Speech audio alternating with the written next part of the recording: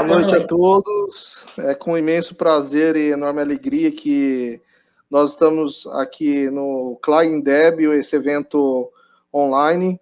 E agora a palestra será com o engenheiro Roberto Viana, engenheiro civil, que nos dará a honra da presença dele e poder falarmos um pouco sobre o tema dele, sobre a engenharia na pós-pandemia. Fique à vontade, engenheiro Roberto Viana, e sinta-se em casa. Boa noite, Marcos. Tudo bem? Tudo bem, graças a Deus. Tudo tranquilo? Como é que tá meu áudio, minha imagem? Tudo certo? Tá tudo bem, hein? Tô vendo tranquilo você. Então, perfeito. Se der algum problema no áudio, se às vezes acontecer algum imprevisto, me avisa aqui, por favor, tá? Ok, não, tranquilo. Tá perfeito o áudio e a parte de vídeo, tá perfeito. Beleza, aqui vou iniciar então. Marcos, boa noite, né? Tá bom, Principalmente. boa noite. Obrigado aí, tá, Marcos? Pela Tranquilo. intermediação aí, viu? Eu que agradeço. Seja bem-vindo. Muito obrigado. Deixa eu compartilhar aqui a tela, pessoal. A gente dá início, então, às nossas discussões, uma troca de ideias aqui, um bate-papo com vocês, né? Primeiramente, boa noite. É uma honra estar aqui. Eu conheço aí alguns membros da equipe organizadora, assim, já existe uma história muito bonita, né? A criação do ENDEB. Eu tenho muito orgulho, tá? E muita satisfação de estar aqui com vocês nesse momento. É realmente muito valioso para mim. E eu considero isso como uma oportunidade muito boa de esclarecer algumas questões que eu até vi, né? Queria até criar aqui alguns comentários. Eu vi em nas palestras anteriores de alguns colegas algumas perguntas e questões relacionadas ao ensino na engenharia, e eu gostaria de esclarecer e talvez discutir algumas ideias sobre esses pontos que no mercado de trabalho às vezes a gente acaba não enxergando, essas falhas de comunicação entre o ensino e o mercado, né? Então, hoje a gente vai trocar aí uma ideia sobre os avanços e retrocessos no ensino da engenharia no Brasil, antes, durante e após a pandemia. Eu farei um breve levantamento histórico de como que surgiu a engenharia aqui no nosso país, como que ele evoluiu, quais foram as questões relacionadas a esse processo, qual era o contexto envolvido nas situações que faziam com que a engenharia ou avançasse ou retrocedesse, qual foi o impacto disso, contextualizar depois com a situação da pandemia e os impactos que a pandemia trouxe, tanto de avanços na questão relacionada às outras metodologias de ensino, e também trazer um pouquinho aí sobre o que a gente espera para o futuro na engenharia para os próximos, talvez, 10, 20 anos. E essas projeções são sempre complicadas de serem feitas, porque às vezes a gente projeta algo para 20 anos e eles acontecem em 2 anos, não é verdade? Então, vou seguindo aqui, tá? Qualquer questão, eu não estou acompanhando aqui o chat, gente, mas aí vocês vão me passando, por favor, caso alguém faça alguma participação aqui. Eu vou acompanhando aqui pelos comentários. Agora que eu vi aqui, obrigado aí, M, Daniel, Alan, né? Muito obrigado, gente. Então, falar um pouquinho aqui de mim, um jogo rápido, né? Eu tenho aí algumas participações no voluntariado. Eu gosto muito de iniciativas que envolvam a sociedade a qual eu estou inserido. Então, quando eu era estudante de engenharia civil lá na PUC, na Pontifícia Universidade Católica de Goiás, eu desenvolvi algumas iniciativas em parceria com muitos amigos da graduação. E hoje essas iniciativas, elas trazem retornos diretos e indiretos na minha vida profissional, na minha vida pessoal. Trouxe grandes amigos e eu tenho sempre um grande orgulho de apresentar algumas dessas iniciativas para que as pessoas que estejam relacionadas à área da engenharia, na formação da engenharia, entendam que a engenharia não é só sala de aula. A engenharia e um curso de graduação no ensino superior, de uma forma geral, ele é muito mais do que a sala de aula. Isso é até um assunto que vai ser abordado com vocês aqui também amanhã, o ensino da engenharia e o contexto fora da sala de aula, né? Então, continuando aqui, obrigado, Gisley, estou acompanhando vocês. Quero trazer aqui hoje para vocês 4 cenários. O cenário de pensar em engenharia, o cenário do ensino na engenharia, o cenário depois que vem a questão da transdisciplinaridade. A virada do milênio, a gente passa por um processo de mudanças na forma de ver o ensino, principalmente na engenharia em nível nacional e até internacional. A gente tem aí agora algumas mudanças na legislação relacionada à engenharia. Depois a gente vai falar sobre a pandemia e os impactos dela no ensino da engenharia e o futuro que a gente espera para o nosso ensino aqui na área de conhecimento que a gente está desenvolvendo, beleza? Primeiramente, começando aí, então, com a questão relacionada a pensar em engenharia. A engenharia, então, nasce no Brasil aqui por volta de 1792, na Real Academia de Artilharia e Fortificação e Desenho, passando depois a ser sucedida pela Politécnica do Rio de Janeiro, né, Universidade Federal do Rio de Janeiro, e o Instituto Militar de Engenharia.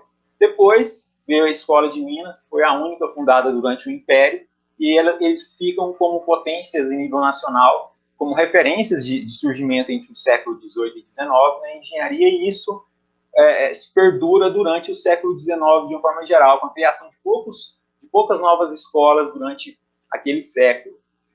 E aí depois vem o século XX aí, com alguns avanços. Então, com a proclamação da República, foram criadas mais 13 escolas de engenharia até o ano de 1950.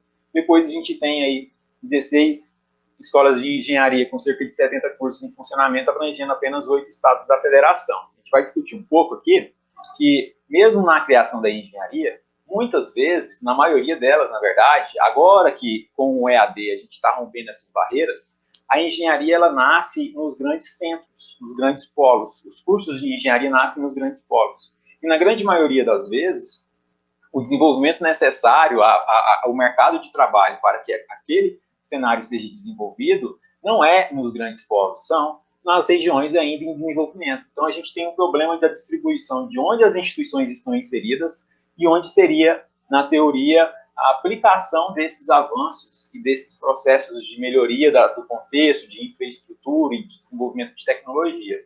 Em paralelo, é claro que a gente tem que o desenvolvimento das grandes tecnologias são sempre nos grandes polos.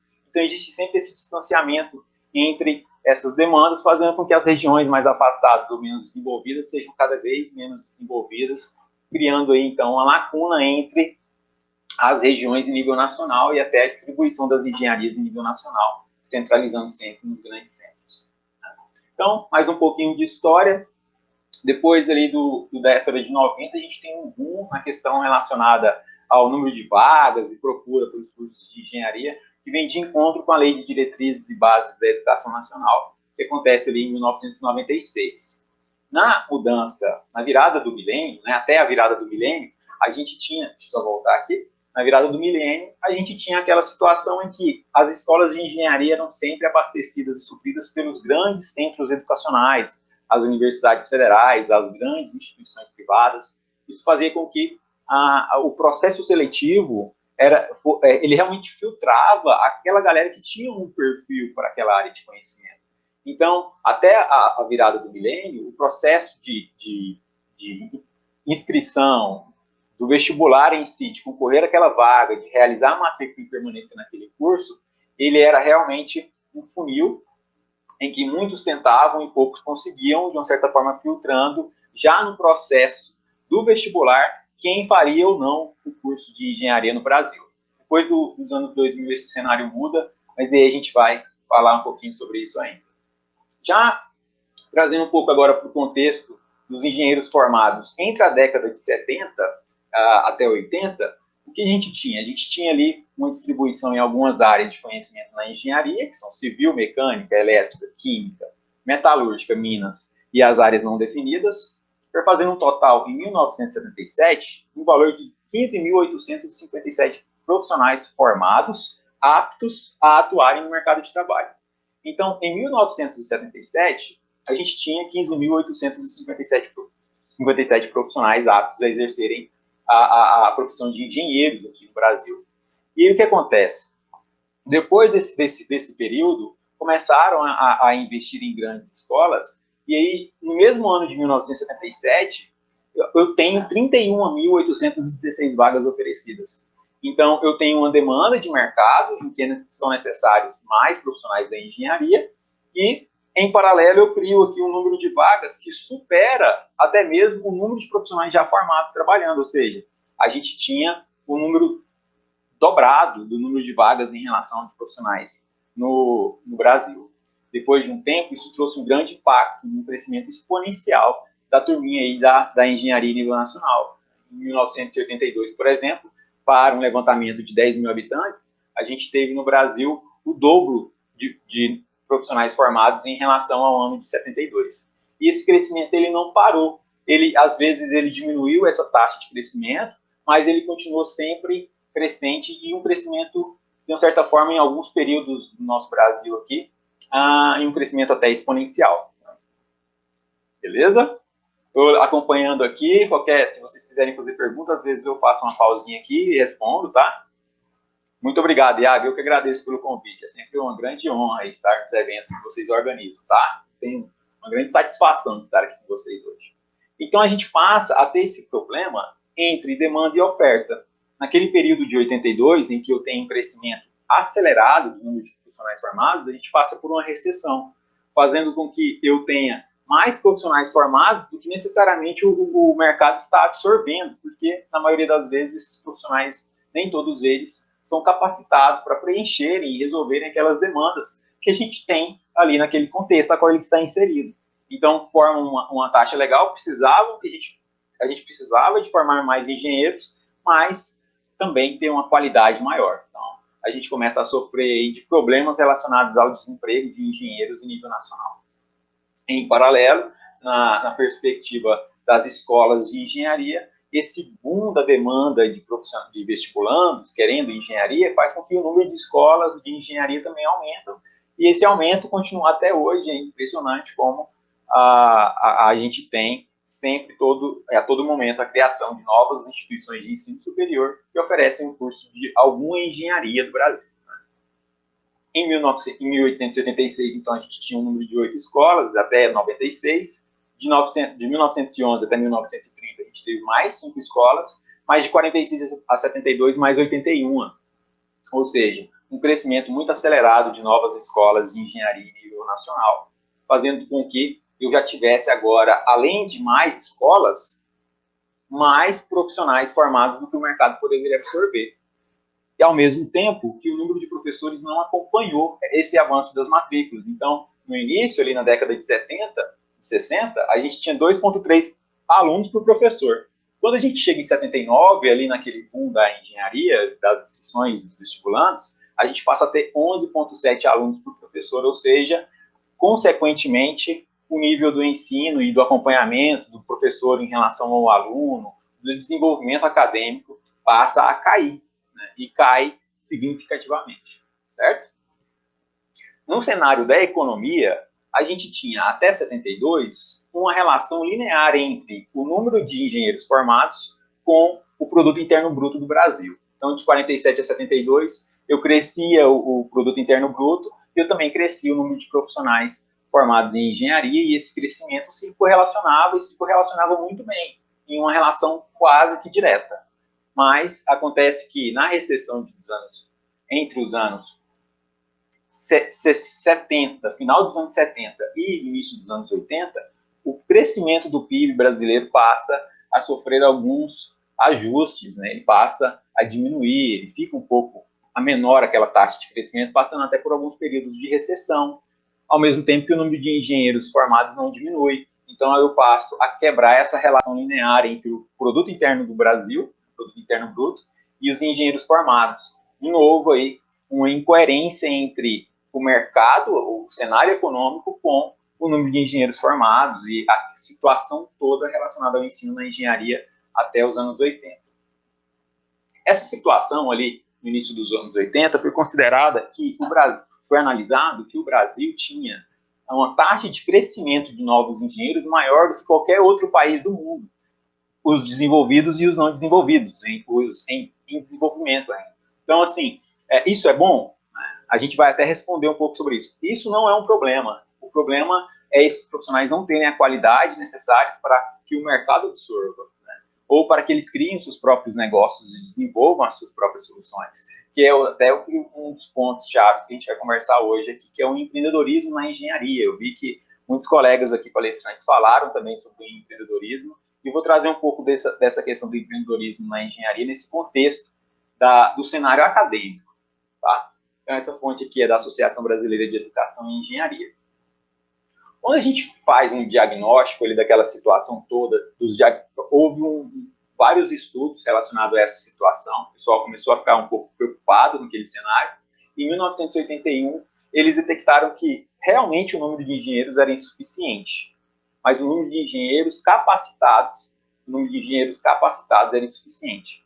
ao mesmo tempo que nenhum curso estava na situação mais carente do desenvolvimento do país. Então, a gente tinha problemas em relação a essa distribuição de profissionais. Os profissionais se formavam e estavam em locais, houve uma saturação, e ao mesmo tempo que em outros cenários, outros contextos regionais do país, aqui no Brasil, a gente não tinha profissionais qualificados, o pessoal não queria ir para as regiões mais carentes, né?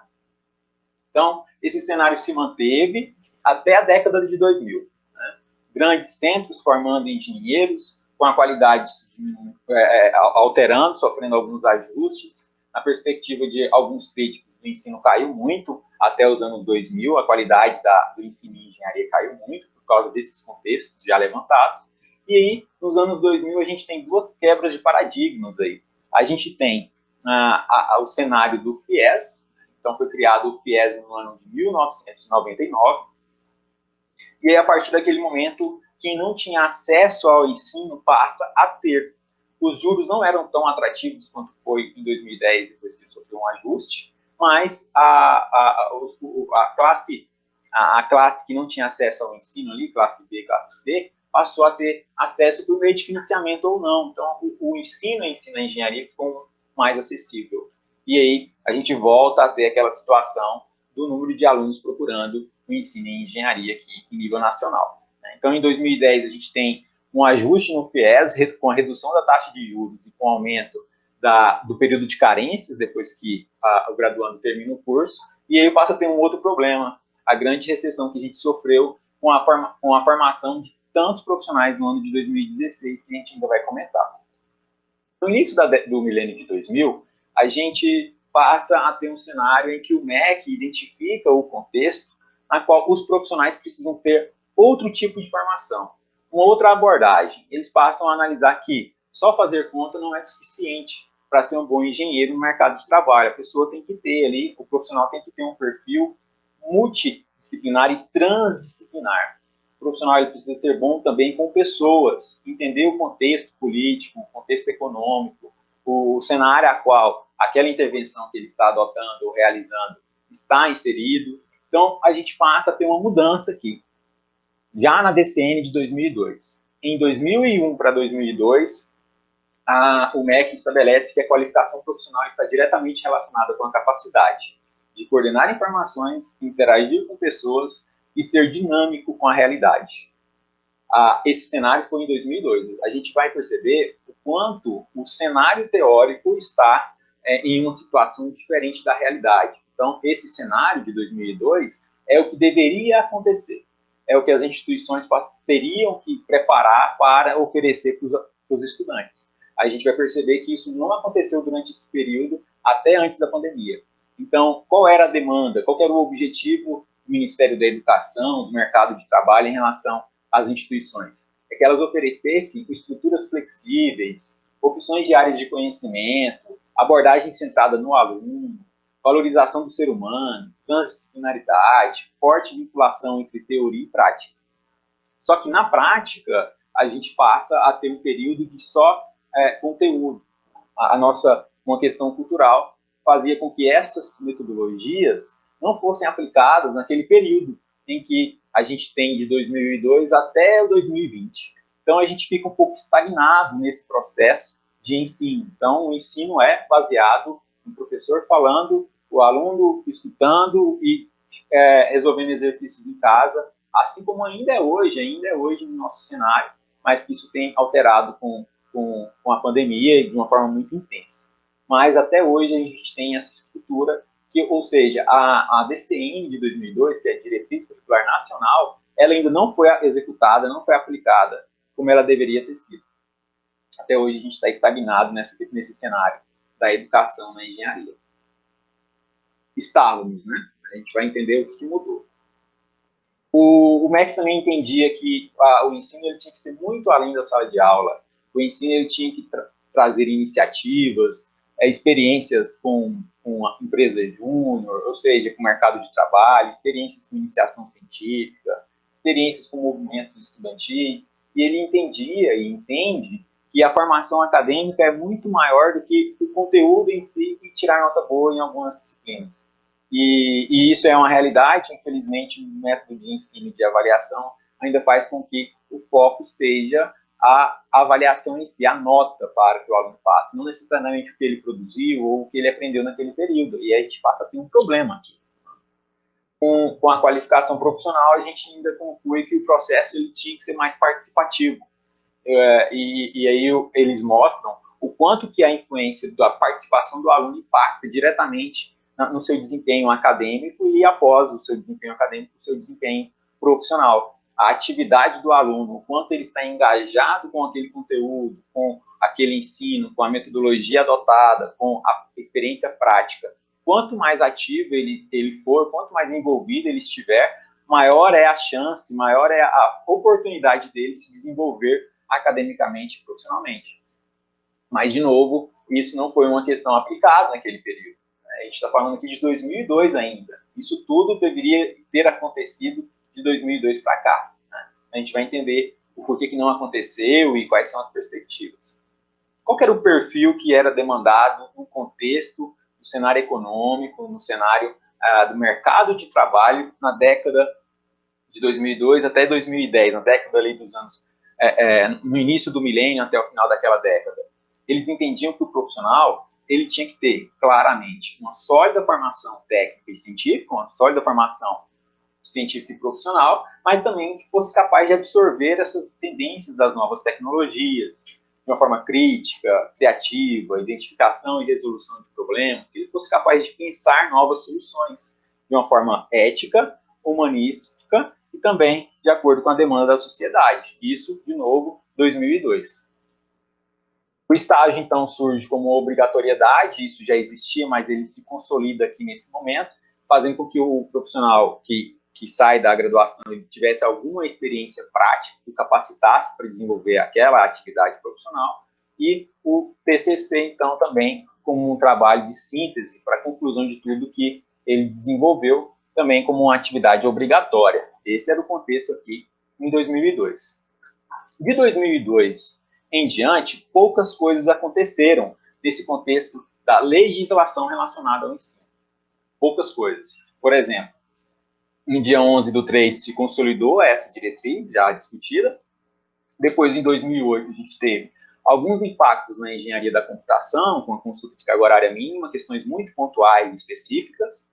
Em 2012, mais um ajuste, mas agora na engenharia mecânica e metalúrgica, algumas coisas relacionadas com o choque de disciplinas e a forma que o MEC iria ver isso, então em 2012, e tudo isso ficou parado até 23 de janeiro de 2019. Na data de 23 de janeiro de 2019, surge então uma nova diretriz curricular nacional para as engenharias. Essa diretriz a gente vai ver que ainda quase nada dela foi aplicada. Agora que a gente está aplicando aquelas diretrizes de 2002, ou seja, estamos 20 anos atrasados no ensino da engenharia. Então, vamos entender o que preconiza essa nova diretriz de 2019, o que ela espera, qual é o levantamento que ela fez. É um levantamento do contexto histórico e geográfico, do avanço de 2014 da engenharia, de 2014 até 2019 no Brasil, foi levantado pelo Ministério da Educação que na Coreia, na Rússia, Finlândia e Áustria, a gente tem uma proporção de 20 engenheiros para cada 10 mil habitantes. 20 para cada 10 mil. Em Portugal e Chile, 16. Só que no Brasil, 4,8. Ou seja, a gente tem um avanço populacional, um crescimento populacional, mas o nosso crescimento de engenheiros formados caiu nesse período até 2014. Com a mudança do FIES em 2010, surgiu aí uma demanda acelerada das instituições. As instituições passaram a ver com ótimos olhos o FIES em nível de instituição privada. E aí lançou no mercado uma série de vagas e abertura de muitos cursos de engenharia. Então, em 2010, quando a turma forma, então, ali em 2015, em 2016, que até é o ano que eu formei, 2016, a gente tem a formação de 100 mil bacharéis em engenharia no Brasil.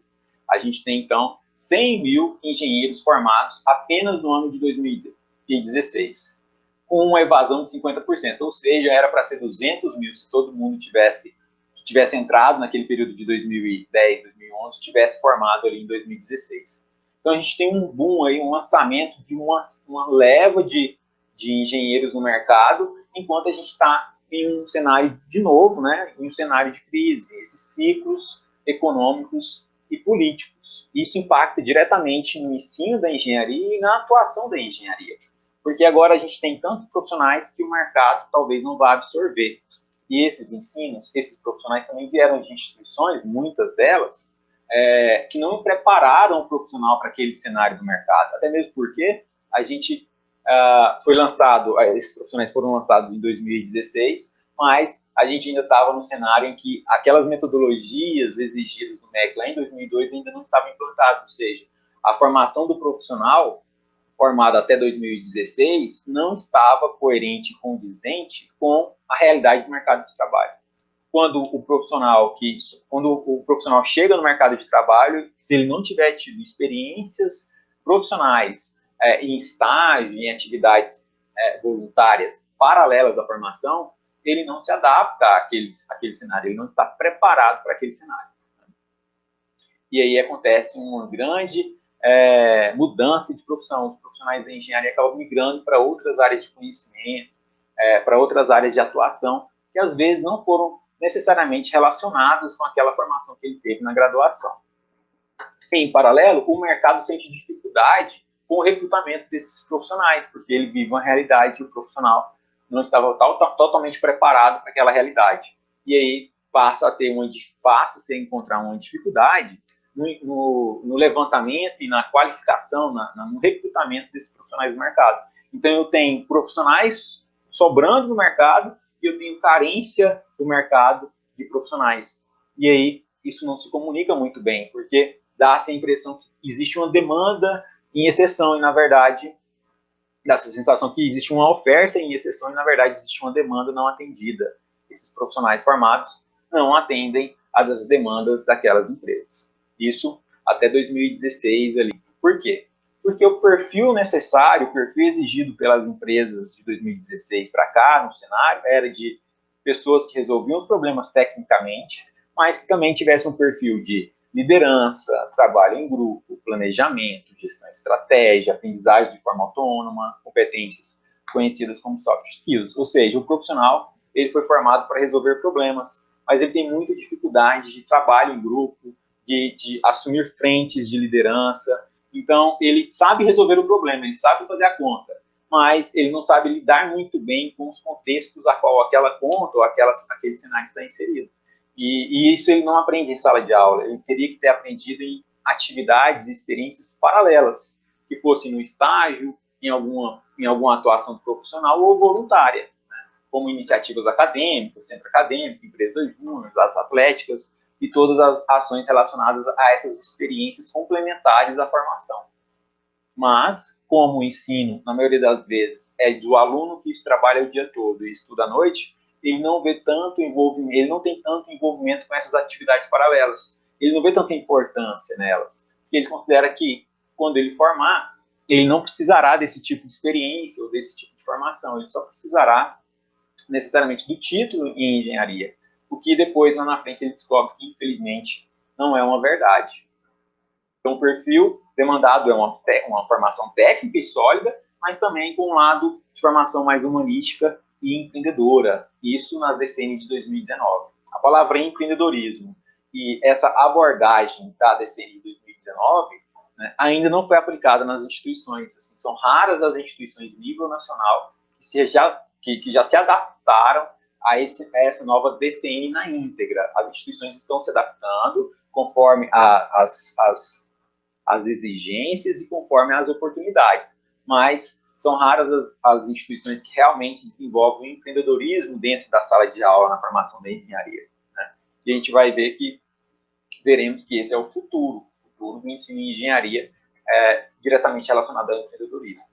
Então, naquele cenário de mudanças em que eu tinha uma oferta, uma entrega de profissionais não capacitados e uma demanda diferente, essa demanda passa a ser criada, então, novas engenharias um pouco mais específicas. Então, a gente passa de 40 habilitações em engenharias diferentes até a virada do século, ali dos anos 2000, a gente tinha 40 tipos de engenharias diferentes, e em 2019 a gente passa a ter 60. crescimento de 50%. E, se levado em consideração as mudanças na nomenclatura, como, por exemplo, elétrica de potência, mecânica automobilística, a gente tem 250 tipos diferentes de engenharia no Brasil registrados no MEC, ou seja, são ensinos em engenharia muito específicos, né? Ensinos de engenharia que fogem do padrão conhecido, como engenharia civil, mecânica, elétrica, produção, alimentos, controle e automação, por exemplo. Então, essas 250 são essas outras áreas de conhecimento, como, por exemplo, civil de construção, uma abordagem muito específica. Tá? E qual é o novo perfil demandado dessa DCN de 2019? Eles pedem inovações. O profissional ele tem que ser um profissional inovador, projetista de soluções inovadoras, empreendedor, com formação para ser no futuro um docente ou um treinador e formação de profissionais. Por que isso? Porque com o avanço da tecnologia e essas mudanças relacionadas ao ensino, existe ali algumas barreiras a serem vencidas. O ensino ele é muito congelado. Então, para que isso seja quebrado, a gente precisa de novos profissionais na área da docência que vêm da realidade daquela demanda, que entendem o contexto a qual ele está inserido e reinventem o ensino. Então, se esses profissionais reinventarem o ensino, eles precisarão formar outros profissionais que também terão condições de reinventar o ensino para que a formação dos professores altere gradativamente o ensino da engenharia em nível nacional. Então, a gente precisa necessariamente, obviamente, de uma reciclagem desses profissionais de ensino. Não necessariamente com a mudança deles, mas com a adaptação desses profissionais que continuarem para essa nova realidade de ensino que veio, então, com o boom da pandemia, mas que já era uma demanda nacional desde 2002. Então, muito provavelmente, o que vai acontecer em um breve futuro, muitos professores perderão, infelizmente, seus empregos. Né? Professores de engenharia terão dificuldades de migrar para essa nova realidade, porque eles aprenderam daquele jeito, e eles ensinam daquele jeito há anos. Então, é muito difícil deles terem aí uma facilidade de mudança. E daí vem, então, os treinamentos relacionados à engenharia, os treinamentos relacionados à docência na engenharia, e é por isso que a ADCN prevê isso. Ela entende que os professores precisam receber treinamento, e ela prega que o profissional formado em engenharia também passa a ser uma espécie de treinador desses professores daquele novo cenário. Né? Vendo aqui os comentários, pois eu já olho aqui, Daniel, mas devido ao grande número de vagas para a engenharia civil, a qualidade dos profissionais não pode diminuir?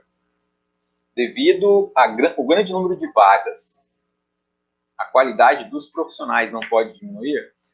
Isso vai acontecer. Né? Isso já está acontecendo há alguns anos, mas, infelizmente, esses profissionais não ocupam o mercado de trabalho, Daniel. De certa forma, eles não são seus concorrentes diretos. Né? Primeiro que isso de concorrência, na verdade, é uma ilusão. Né? Somos concorrentes de nós mesmos. Né? Nós devemos nos capacitar. Mas a verdade é que, quando eu tenho muitos candidatos concorrendo a uma vaga, a qual eu estou concorrendo também, eu tenho aquela sensação de que será um processo difícil, porque é muito concorrente, né? É uma concorrência elevada.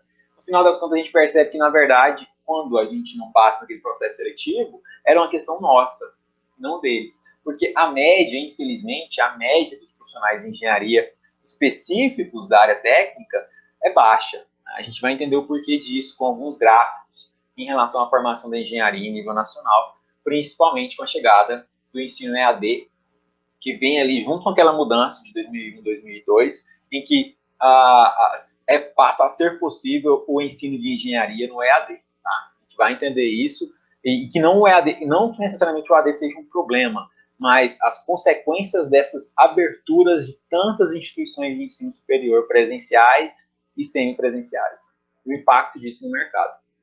Quando a gente passa a olhar a formação com foco nas competências, a gente tem uma formação diferenciada. Por quê? Porque agora tudo precisa fazer sentido. Então, uma disciplina, ela precisa te capacitar para competências e habilidades específicas, pré-estabelecidas no meu plano pedagógico do curso. Então, existe agora uma necessidade das disciplinas fazerem mais sentido. Isso é preconizado na DCN de 2019. De novo, a gente tem uma realidade de poucas instituições realmente adotando essas novas realidades na íntegra.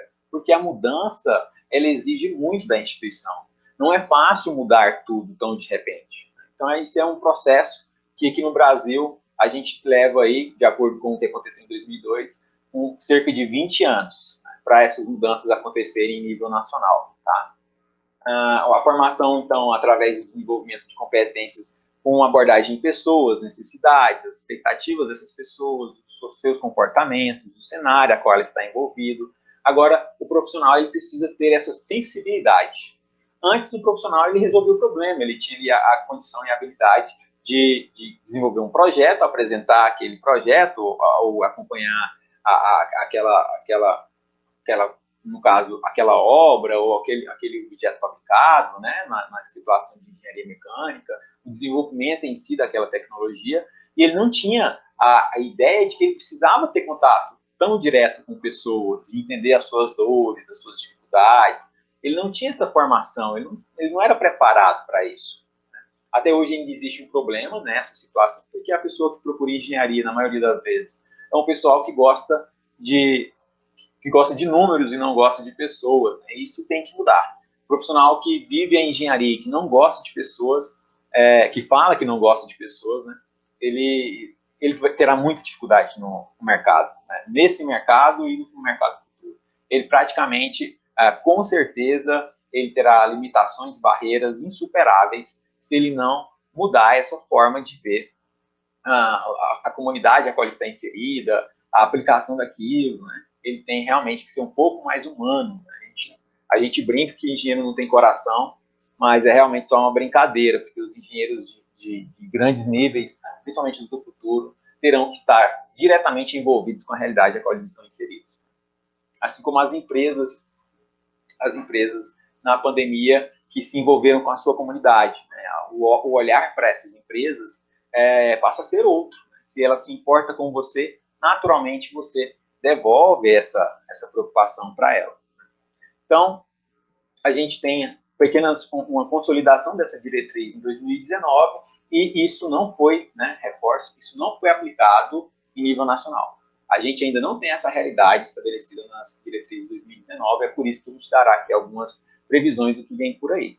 Em 24 de abril, a gente tem aí a consolidação disso, e aí vem a pandemia, em março de 2020, e aí tudo isso para, todas essas mudanças, as aulas são interrompidas em primeiro momento, e ao mesmo tempo em que existe uma corrida nos bastidores para a implantação e execução daquilo que estava preconizado lá em 2002. Então, a pandemia vem, ao mesmo tempo que ela para a educação, ela acelera o processo de adaptação do ensino. Né? E agora a gente passa a ter novas metodologias, a utilização de tecnologia nas aulas virtuais, nas aulas remotas. A gente passa a ter os sistemas remotos de ensino, toda uma estrutura, grandes empresas se adaptando a esse cenário de reuniões à distância, ensino à distância, tudo isso que era um preconceito na área do ensino em função desse distanciamento, mas que passa agora a ser uma necessidade. Então a galera vem e se adapta a isso obrigatoriamente. E ao mesmo tempo cria-se novos mecanismos de executar aquilo que já tinha que ter saído do papel há décadas, né, há 2 décadas. Então, por que isso acontece? Porque o número de alunos que abandonam a faculdade na pandemia é enorme. Né? A gente tem um cenário de grande evasão. E a evasão, ela impacta diretamente na mão de obra. Se eu não formo profissionais, eu tenho deficiência em mão de obra. E a engenharia já tem uma grande evasão. Com a pandemia, essa evasão ainda aumentou ainda mais naquela mesma proporção que ela já tinha, né? Que já acontecia na engenharia. E isso gera um apagão no contexto do cenário profissional dos engenheiros no mercado de trabalho. Né? Existe aí uma projeção de um grande apagão. A gente terá um problema de desenvolvimento de novas tecnologias e soluções no nível nacional, porque, infelizmente, teremos muitos engenheiros não formados. Engenheiros esses de ótima qualidade, mas que tiveram que interromper os seus estudos por fatores sociais ou econômicos. Então, essa evasão escolar impacta, por exemplo, na violência, na expectativa de vida da população. Existe um estudo da Fundação Roberto Marinho que fala que quem tem uma educação básica completa, tem, em média, 4 anos a mais de vida. Né? E o país perde com essas evasões, 372 mil, de acordo com o estudo, por cada evadido. Além, é claro, de ter aí uma série de homicídios e um aumento da criminalização. No cenário atual, o funil da formação de engenharia é esse. Entram 1.000 pessoas candidatas ao curso de engenharia, 75 ingressam e 95 concluem. Desses que ingressam, eles desconsideram os que ingressam e que desistem ali no primeiro período, antes de concluir aquele primeiro período. Então, às vezes a pessoa entra, mas ela não conclui nenhum semestre, então é considerado que ela nem chegou a entrar naquela realidade do ensino. Então, a cada 1.000 interessados em fazer engenharia ou candidatos, a gente tem 95 concluindo, né? Então, é um cenário aí preocupante, a evasão em relação à engenharia. Essa evasão tem aumentado, aumentou 29,9% do mesmo período do ano passado, sem pandemia. Essa é a evasão de uma forma geral das faculdades do Brasil. Então, jogando aí no mercado de trabalho 565 mil desistentes, né, profissionais que seriam futuros profissionais e que acabam ficando aí só no ensino médio, né? Então, a gente tem aí um problema na mão de obra. E acontece um sinal vermelho nas instituições. Esse sinal vermelho, essa falta de dinheiro entrando nas instituições, fazem com que elas adotem soluções emergenciais no ensino. Então, isso preocupa a qualidade profissional, mas as instituições precisam sobreviver. Então, o que eles fazem? Eles começam a colocar muitos alunos em uma mesma sala de aula, porque agora é virtual, unindo várias instituições. Eles passam a demitir professores. Por que isso? Porque existe um problema de inadimplência e de evasão. A instituição não está conseguindo arcar com as despesas que ele está sofrendo. Então, ela precisa adotar mecanismos, já que ela é uma empresa, de sobrevivência. E esses mecanismos de sobrevivência, salvar o negócio, então, traz aí suspensão de contrato de trabalho, redução da jornada, demissões, revisão de orçamentos, né? Tudo isso. Ela impacta diretamente no ensino, mas foi uma necessidade entendida pelas instituições de nível nacional para elas não se perderem no processo, para elas não fecharem as portas. Então, a Associação de Mantenedores fala que ainda 42% dos alunos que ainda não desistiram pensam em algum momento em desistir. Isso causa muita instabilidade no cenário.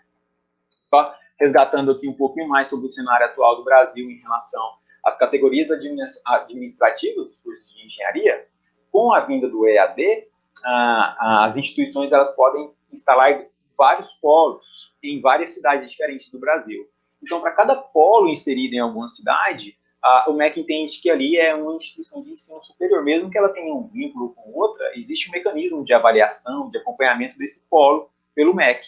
E se aquele polo tem 10 engenharias, eles vão contar que ali existem 10 engenharias. Se a mesma instituição, a mesma universidade cria um outro polo na cidade vizinha, ali então serão mais 10 engenharias. Isso fez com que o número de cursos de engenharia em nível nacional crescesse de uma forma tão acelerada, tão desenfreada, que a gente tem esse cenário. 80% dos cursos de engenharia no Brasil são de instituições com fins lucrativos e 15% de instituições privadas sem fins lucrativos. Então, aqui as instituições federais, os institutos federais, as universidades estaduais, universidades federais representam hoje, no contexto da engenharia, apenas 5% do total aí, dos alunos, né, do total de cursos de engenharia em nível nacional. 5%. Já que eu tenho só 5% dos outros, 95% são instituições privadas que são alimentadas pelo dinheiro do aluno. Se esse aluno desiste do curso ou para de pagar, eu tenho um problema em nível nacional de grande impacto, porque representa aí 95% de todos os alunos de engenharia no nível nacional. Então é um problema muito sério, né? Hoje as instituições de ensino privado são as instituições que preparam os profissionais de engenharia do mercado atual, porque eles jogam muito mais profissionais do mercado. Então o peso delas no mercado é muito maior. Existe essa composição de instituições de ensino, 50% são universidades, exatamente em função da influência dos polos do EAD, né, estão presentes em quase todas as cidades do Brasil, quase toda cidade de nível nacional que possui aí 10 mil habitantes ou mais, tem um polo de alguma instituição de ensino superior instalado. E ali, então, é entendido que é uma representatividade daquela universidade. Então, o MEC entende que aquele curso está vinculado a uma universidade. e não a uma faculdade. Todas as instituições de ensino nascem como faculdade. Depois elas passam a ser centro universitário e depois universidade. Mas aqueles polos já nascem com o braço ligado à universidade. Então, isso impactou na distribuição de universidades em nível nacional. Para as modalidades de ensino, 79% EAD e 21% presencial. Olha o peso disso no nível nacional. E a gente tem aí um histórico, uma distribuição por unidade federativa dos cursos de engenharia no Brasil. Só em São Paulo existe uma concentração de oferta de 6.690 cursos de engenharia diferentes para os moradores do estado de São Paulo. Mas não seria muito? Sim, em função desse EAD. Né? Então, as cidades elas possuem muitos polos e cada polo possui uma oferta de ensino e isso tudo é contado. Né? E olha como que fica a distribuição, muito mal distribuído. Né? Às vezes, aquela demanda naquela região de São Paulo, quando aquele profissional formar, quando ele precisar de um estágio, será um problema, porque às vezes ele não vai ter. O mercado está muito saturado.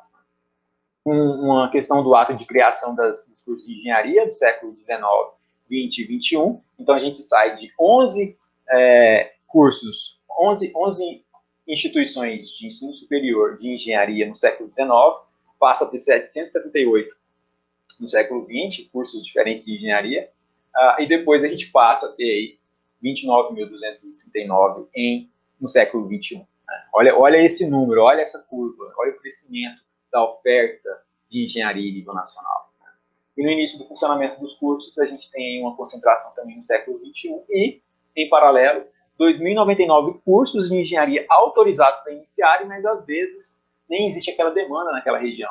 Então as instituições lançam os cursos de engenharia, mas os alunos nem se matriculam naquele curso específico porque não é o perfil da região. Ela só está replicando modelos, né, nessa centralização das mantenedoras, ela só está replicando modelos que deram certo em outras regiões e espalhando isso em nível nacional, havendo ou não aquela demanda daquela engenharia específica naquela região. Então, a gente tem aí 2.099 cursos que estão autorizados para acontecerem, mas que não acontecem. Não tem informação de turno suficiente para que ele se inicie. Né? Então, ele está ali no banco de reserva, aguardando para entrar no jogo. Né? E também a gente tem no funcionamento dos cursos de engenharia ano a ano. Olha a distribuição anual. Olha o que acontece ali na virada do milênio, de 97 a 2000, com a vinda do FIES, e depois em 2010 ali para 2012 com os ajustes no FIES. A gente tem aí um salto nos cursos iniciando em nível nacional, exatamente em função dessas ofertas e desses incentivos financeiros na educação naquele contexto.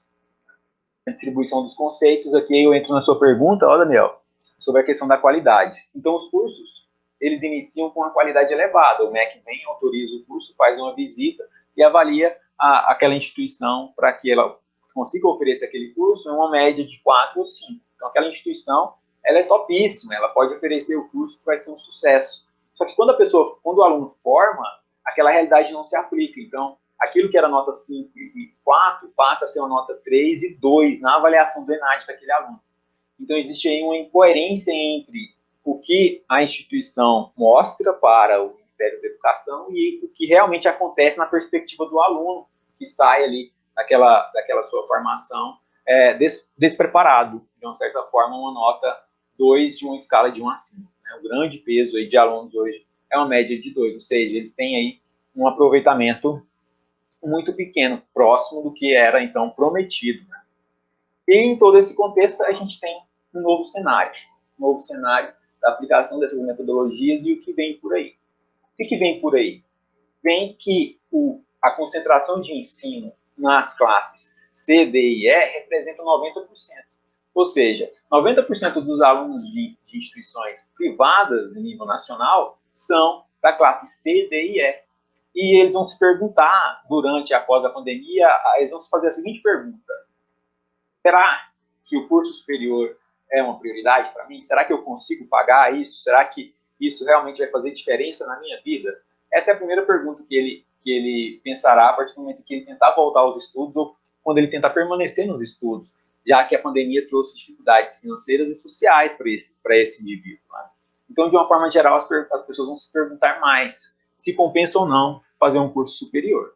E aí na pesquisa, né, na pesquisa realizada pelo semestre, foi concluído que sim, as pessoas querem um curso superior, mas elas querem um curso superior com um planejamento financeiro. Então elas se preocupam com como que elas vão pagar, como serão as aulas, se serão presenciais, virtuais, ou se serão ambas ao mesmo tempo, se ela vai ter um emprego depois que ela formar ou enquanto ela estiver estudando. Será que vale a pena ingressar naquela instituição? Ou será que vale a pena ingressar em outras instituições, já que existem algumas ofertas online? Então, essas perguntas agora passaram a ser cada vez mais frequentes. A pessoa ela vai querer saber os valores da instituição, o impacto daquela instituição naquele cenário a qual ela está inserido, qual é a entrega daquela instituição para a comunidade. Ela tem que se sentir parte daquela instituição, ela tem que jogar no mesmo time da instituição, senão ela não vai se identificar e ela não vai permanecer ali, porque a oferta ela é muito grande. Então, tanto faz onde eu estiver, né? Eu posso estar aqui e, de repente, eu estou em outra instituição que eu me identifico mais. Então, agora está mais fácil escolher, tem mais opções. Né? E aí passa a ser necessário algumas inovações nos métodos. Aquelas mesmas inovações definidas em 2002, que passaram a ser executados agora, como, por exemplo, sala de aula invertida, alguns métodos relacionados ao ensino baseado em projeto, o desenvolvimento do aluno fora da sala de aula, tudo aquilo que já era uma demanda de 2002, que passou a ser executado agora, ele ganhará cada vez mais intensidade. Já é o futuro, mas se manterá no presente, né, no futuro após a pandemia. Isso não acaba mais, isso não faz mais sentido ficar a aula inteira copiando do quadro um conteúdo que está acessível na palma da sua mão, pelo celular ou qualquer outro material. Então, as aulas passam a ser agora de mais discussão e não necessariamente só conteúdo. Né?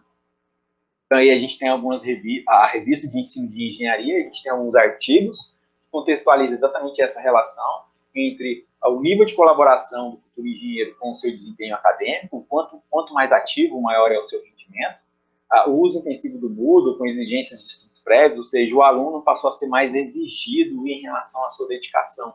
Antes ele só ia para a sala de aula, respondia a frequência e ia embora. Agora ele passa a ter que se dedicar antes da sala de aula, se dedicar depois da sala de aula e ir para a sala de aula, mesmo remota e virtual, preparado para aquele conteúdo. Então ele necessita de mais atividade em comparação com antes da pandemia. E esse será o futuro. O futuro das grandes instituições e das instituições sérias do Brasil será um futuro em que se oferecerá mais metodologias de ensino para aquele aluno, uma abordagem personalizada, de acordo com o perfil daquele aluno, mas, em paralelo, ele terá que se dedicar mais também.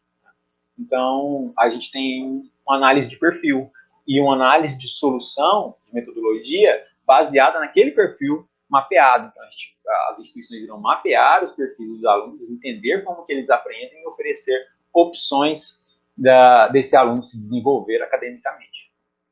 Também o uso da sala de aula invertida, menos tempo em sala de aula, mais tempo fora da sala de aula com experiências práticas. Né? Autonomia para os alunos e tudo isso. Né? O ensino tradicional ele já não é mais um ensino que atrai o aluno, principalmente dessa nova geração, né, que vem aí dos anos 90 para cá. Então, a aula tradicional não é mais tão atrativa e as instituições que se não adaptarem a essa realidade perderão esses alunos para as instituições mais inovadoras. Então, esse é o futuro da educação aqui em nível nacional na engenharia. Um ensino mais ativo, um aumento efetivo e desejável da motivação e do aprendizado daquele aluno. Com ampliação aí no esforço e no trabalho pessoal de cada um deles. Certo? Então, a gente tem uma série de artigos relacionados a isso, que provam, baseado em estudos nos anos 2000 e 2020, que a motivação dos alunos será um fator preponderante para a continuação dele ou não. Ele terá que sentir que faz parte daquilo, que a instituição se preocupa com ele, com a comunidade a qual ele está inserido, para ele realmente continuar pertencendo àquela instituição e desenvolver ali os seus estudos, os seus avanços relacionados ao ensino. Então, a pandemia trouxe, de acordo com todo esse cenário atual, trouxe a aplicação daquela demanda que já tinha sido mapeada em 2002.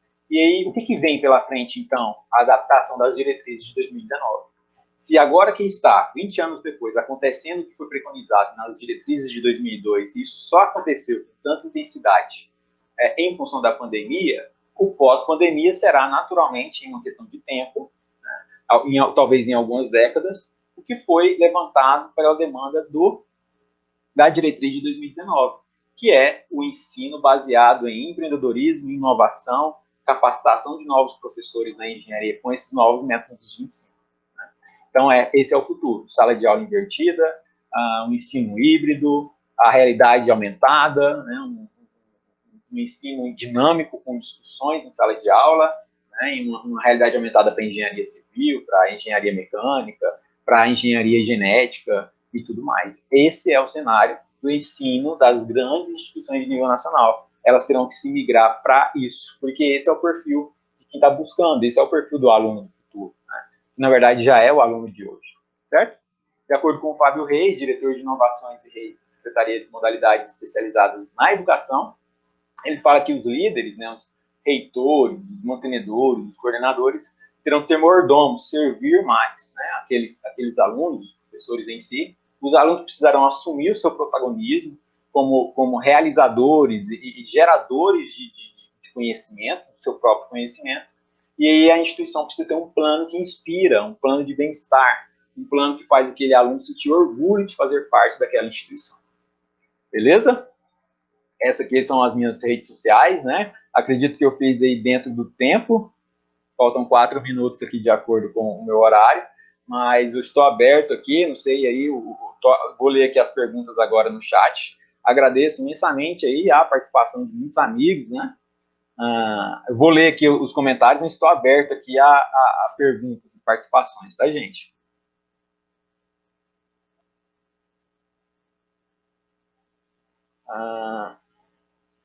Beleza. Beleza, obrigado, Emilane, Daniel, né, Gisley, Vanessa, muito obrigado. Maicon, meu brother, obrigado, Maicon. Valeu. Milane, João Vitor, Iago, obrigado, Iago, mais uma vez. Então, agradeço, viu, Iago, a organização, vocês, são demais, né? Um evento dessa magnitude, nesse momento de pandemia, essa é a realidade, não tem como fugir. Seria presencial, né, Iago? Infelizmente, não aconteceu, mas essa é a realidade, então a gente se adapta a ela, que fique para uma próxima oportunidade, um evento presencial com essa galera aí maravilhosa, né? Obrigado, Igor, muito obrigado, Igor. Emilane, com as aulas virtuais, o senhor acha que o aprendizado dos alunos cai, né, julgando pelas aulas presenciais? Sim, por quê, Emilane? Porque o aluno ele não estava preparado para isso, assim como os professores não estavam, as instituições não estavam. Então, o rendimento daquele aluno, naquele susto, caiu. Mas, se o aluno tiver percebido, dependendo do seu desempenho e disciplina, ele está agora em sua casa, em sua residência, com todo o material disponível, com internet para pesquisa. Então, se a aula tiver um nível correspondente ao que era antes, agora o aluno, na verdade, ele tem até uma estrutura maior para se desenvolver. Então, não é que o rendimento cai, agora ficou um pouco mais desafiador para o aluno, porque vai depender da disciplina dele. Antes, talvez, ele recebia isso quase que forçado, porque ele era obrigado a estar em sala de aula. Hoje em dia, agora, os alunos deixam as câmeras desativadas e os áudios também. Você está dando aula aqui, achando que tem muita gente, na verdade, você está dando aula para um ambiente vazio. A galera, muitas das vezes, não tem essa disciplina. Então, realmente, ficou muito mais desafiador. Gostaria de agradecer em nome de todos nós, organizadores do Klein Deb Online, a sua palestra, a sua presença, que muitos nos edificou com esse conhecimento, né? Foi muito interessante esses dados, essas informações, e gostaria de, em nome de todos, agradecê-lo pela palestra, pela oralidade muito boa do engenheiro.